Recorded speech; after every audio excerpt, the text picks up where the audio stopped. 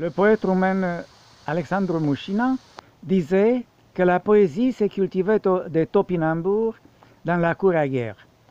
Le topinambour, aussi appelé artichaut de Jérusalem, truffe du Canada ou soleil vivace, est une plante vivace de la famille des Astéracées, dont l'espèce appartient au même genre que le tournesol.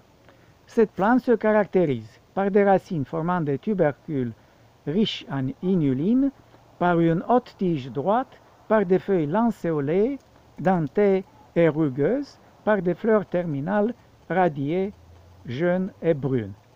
Le topinambour est originaire d'Amérique du Nord, du Canada et des États-Unis d'Amérique, où il était cultivé par des tribus amérindiennes bien avant l'arrivée des Européens.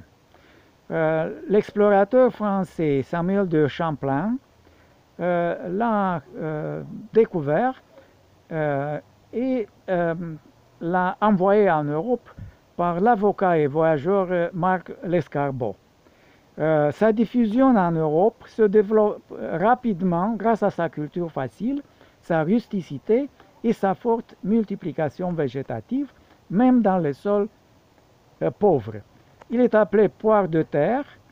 Durant la Seconde Guerre mondiale, sa consommation augmente car le topinambour, tout comme le rutabaga, n'était pas réquisitionné au titre des indemnités de guerre à verser à l'Allemagne, à la différence de la pomme de terre. C'est pourquoi dans certains pays d'Europe, il reste associé au souvenir de la guerre. L'origine du nom provient de la francisation du nom d'une tribu du Brésil, les Topinambas ou Topinambous, dont plusieurs membres furent amenés comme curiosité d'abord à Rouen, puis à Paris en 1630.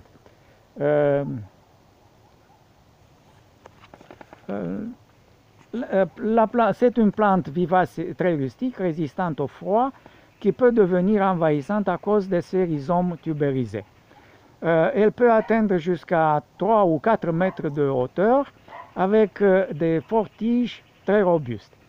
Les tubercules sont consommés cueillis de diverses manières, en salade, chaud en accompagnement, frits en purée, sautés au beurre, etc.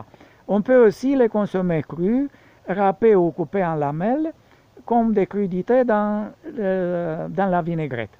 Leur saveur se rapproche de celle des frondes d'artichaut ou des salsifis. Ils contiennent de nombreuses vitamines, notamment A, C et B3, des sels minéraux comme le potassium et des glucides, essentiellement sous forme d'inuline, ce qui en fait un aliment assez pauvre en calories. L'inuline n'étant pas assimilée par l'organisme, elle est métabolisée par certaines bactéries intestinales et peut donc provoquer des flatulences. La culture peut se faire environ 7 mois après la plantation, à partir de septembre jusqu'à mars, toujours selon les régions et en fonction des besoins. En effet, le tubercule déterré ne se conserve pas et le tubercule arraché craint le gel. C'est généralement vers la mi-octobre que les producteurs commencent à avoir un rendement convenable, mais plus l'automne avance, plus le goût de topinambour s'améliore. Si on souhaite arrêter la culture, il est important de bien récolter tous les tubercules, car même un fragment peut repousser l'année suivante.